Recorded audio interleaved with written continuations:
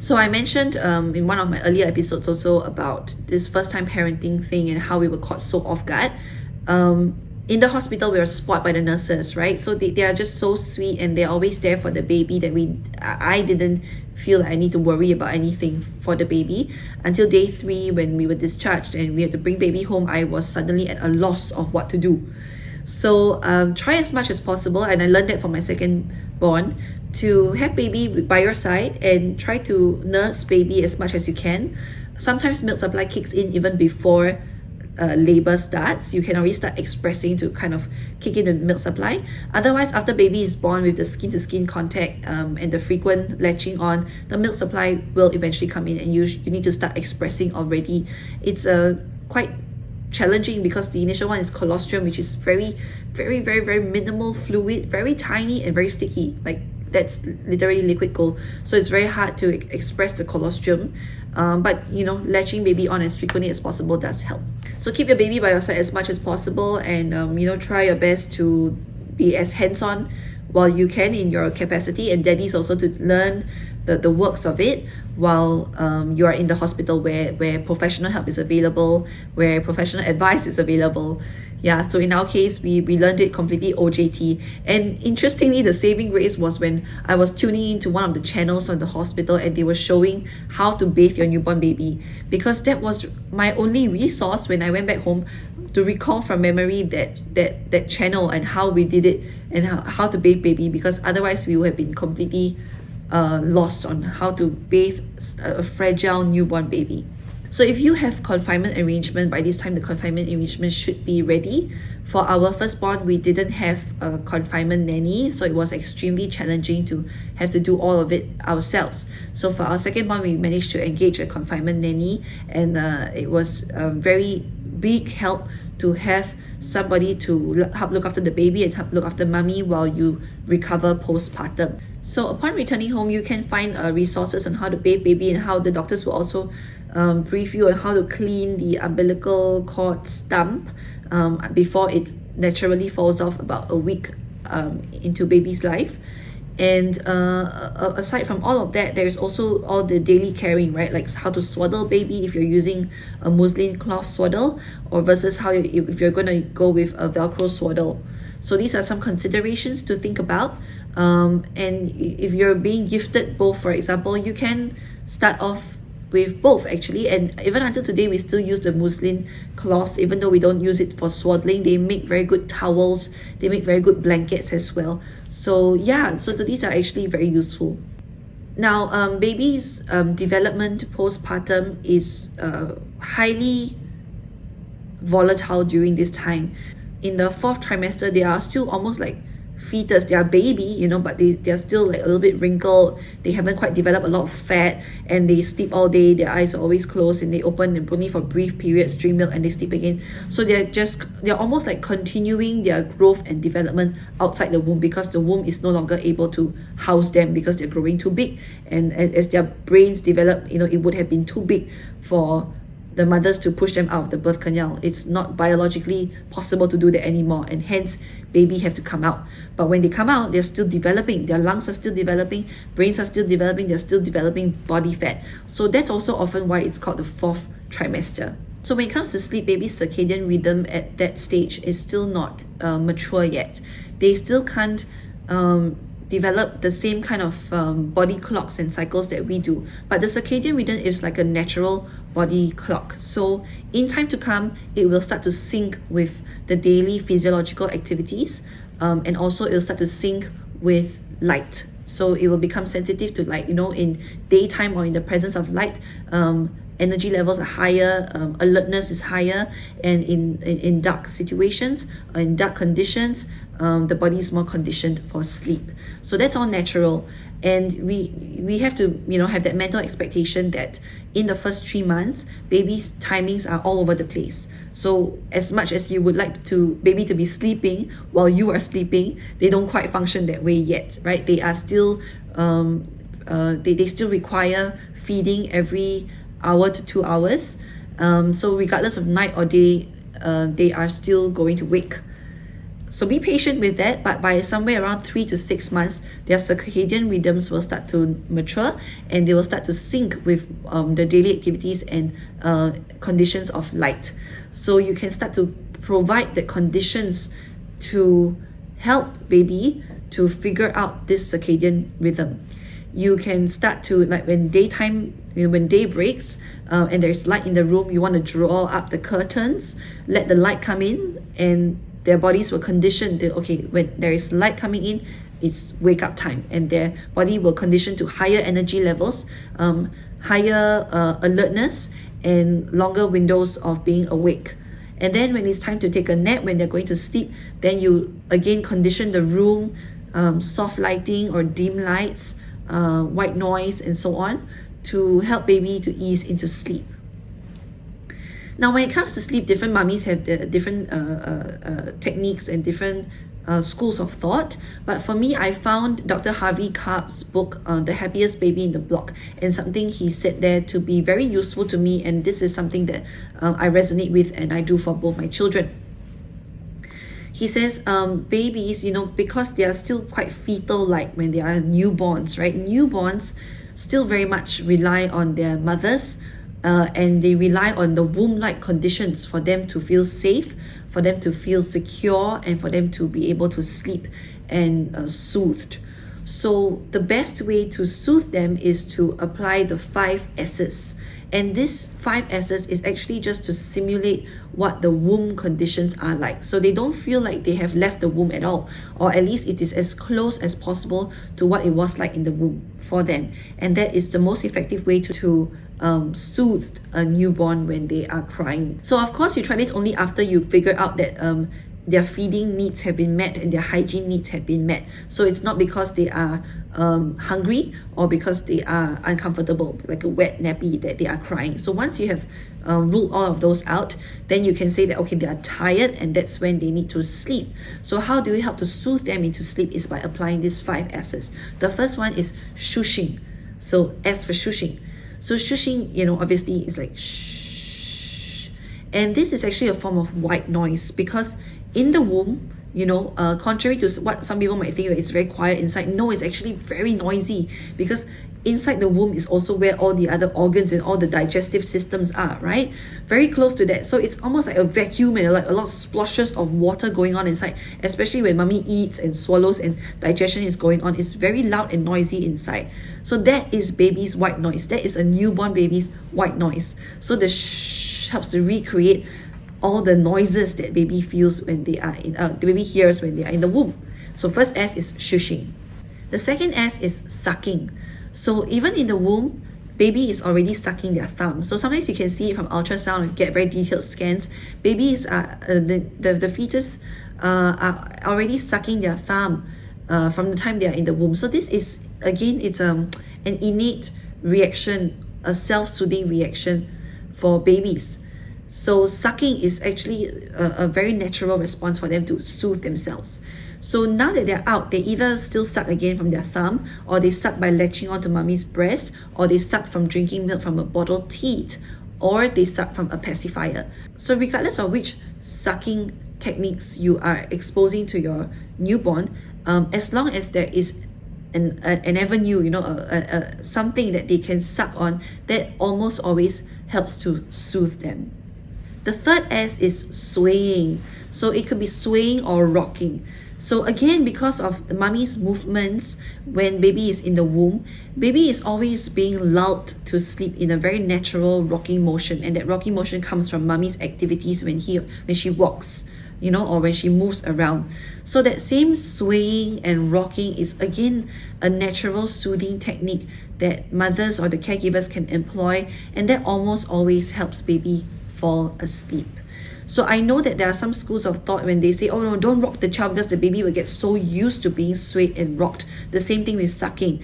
But my rationale behind this is, when they are newborns, you need to feed that physiological need. You need to feed that need to recreate the womb conditions for them to feel as comfortable as possible. Anything about discipline, anything about training and conditioning can only happen after the baby has grown out of that 4th trimester. When they're no longer that fetal-like baby, they are really becoming more like baby. Their emotional development, their cognitive development starts happening more rapidly after the 4th trimester. Then you can start administering these things. At a newborn stage, it's too early to do that. So at the newborn stage, you really just want to meet whatever needs they have. Meet those needs as much as possible. And at this point in time, baby cannot soothe themselves. So the need to recreate the conditions by which they were being soothed in the mother's womb is totally reasonable, at least to me. The 4th S is swaddling. So this is kind of like wrapping baby up into like a burrito. And again, this is creating the snugness that baby feels in the womb, in the tightness of the womb, right? That snugness that is hugging him or her and making him or her feel very secure in the womb. Same concept. So when you are swaddling your baby and wrapping them up like burrito, like it makes them feel that same sense of security that they felt in the womb. Okay, so you can either swaddle using a Velcro swaddle or using a muslin cloth swaddle. Like I mentioned, either is fine. I used both and they worked fine for my babies, right? So it's really just a matter of preference. I also use a sleep sack and started off with the newborn ones and eventually transitioned them into removing the zippers and eventually weaning them off the sleep sack. So I do all of that too. I use all of these, and no matter which of these I use, they all provided that kind of security that my baby needed as a newborn, that snugness that they felt. So when they're swaddled up, they always sleep very comfortably. The last S is stomach. So actually when babies sleep on their tummy, they also feel that sense of security, because like whenever their tummies are being covered, you know, when they're in that fetal position, that's a very secure position, you know, where their tummies are hugging on them or where something heavy is resting on their tummy. But in the case of newborns, because they're not able to like flip on their own yet, so the risk of SIDS, sudden infant death syndrome, is very high.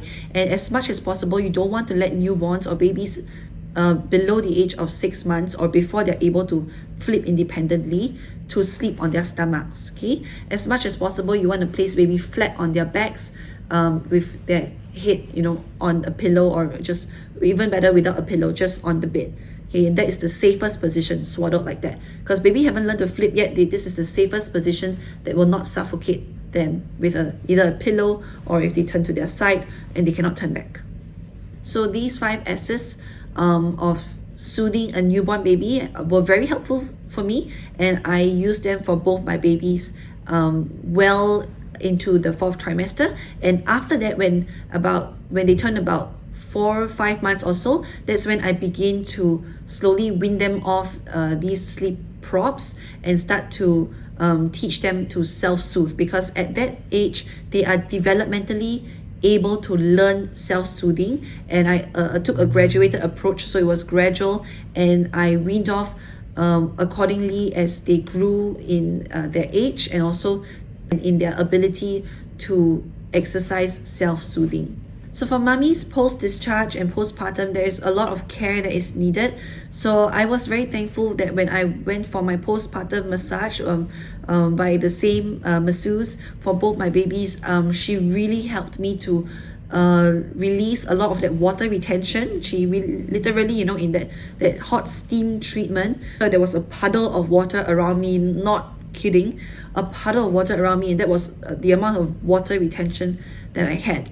So that was all released through that steaming treatment and in the massage, and also helping me to clear the blood clots in my womb. So it was painful because there were clots, but it was very helpful. Also getting yourself up on a breastfeeding program if that's your plan, and clearing any engorgements and kicking in the supply. Breastfeeding lactation specialists can help you with that, to either develop the program or help you to prevent or reduce engorgement and mastitis during your breastfeeding journey. All of these things are also available either at the hospital, or there are also many other freelance lactation consultants who offer their services, and they all provide aid in some manner, and early on, as early as possible, as soon as your milk supply has kicked in, because otherwise you are going to deal with very bad engorgement, and the milk ducts are going to be plugged, because breast milk is very high in fat, especially the initial milk supply. So you want to make sure that they don't get clogged up, the milk ducts don't get clogged up, because it's going to be very painful and it increases your risk of getting mastitis. Postnatal blues, I mentioned before, they start setting in around day 3 after giving birth, and they tend to peak at day 14. So for me, what was very important, other than my physical health and recovery of taking all the medications that I need and making sure baby's welfare is also taken care of, I realized that I also needed a lot of care, self-care. So because while I was in confinement, I couldn't like step out of the house very much or minimally. I always took the opportunities that I get to go down for a while to take a walk. And do not underestimate how helpful taking walks outside can be, because when you're cooped up in the house, you're not getting sunlight, and sunlight, everyone knows, is a major source of vitamin D. And vitamin D in the sunlight is also a form of antidepressants. So not being able to go out and get that sunlight is really biologically a road to depression. It's not going to help you feel better. In fact, it's going to make you feel even lousier, and you feel like the negative thoughts are clouding you all day, and you just feel so listless. You have no energy to do anything. You're constantly being negative and feeling sad and anxious about things. You probably want to seek help, because this is a sign of postnatal blues progressing into postnatal anxiety and depression, and you are more likely to go down that downward spiral and slippery slope if you do not get help early. So for me, I realized that, my hormones were really getting out of balance, and I was feeling blue sometimes. So I made it a point for me to go downstairs to still walk my dog and to still get that vitamin D, get that sunlight, getting the emotional support from my dog also, to keep myself positive, to keep myself optimistic as possible until my hormones regain balance, until my wounds have recovered and the postnatal blues have run its course. So taking walks are very important. So daddies, if you can, take your wives out once in a while for walks to her comfort level, because you must understand that she's also recovering physically from the strain of birth, and she also probably has, if she's actively breastfeeding, she also will need to express milk or feed the baby at very frequent intervals. So all these things need to be taken into consideration, and don't force her to do anything, but at her comfort level, you can try to gently nudge her to take walks outside, get the vitamin D, that's the most natural source of antidepressants. So yeah, these are some of the most common questions that we get from our friends who are considering that next stage in their lives, or who are experiencing that next stage in their lives, and they just probably could benefit from some information and some sharing from parents who have recently gone through it.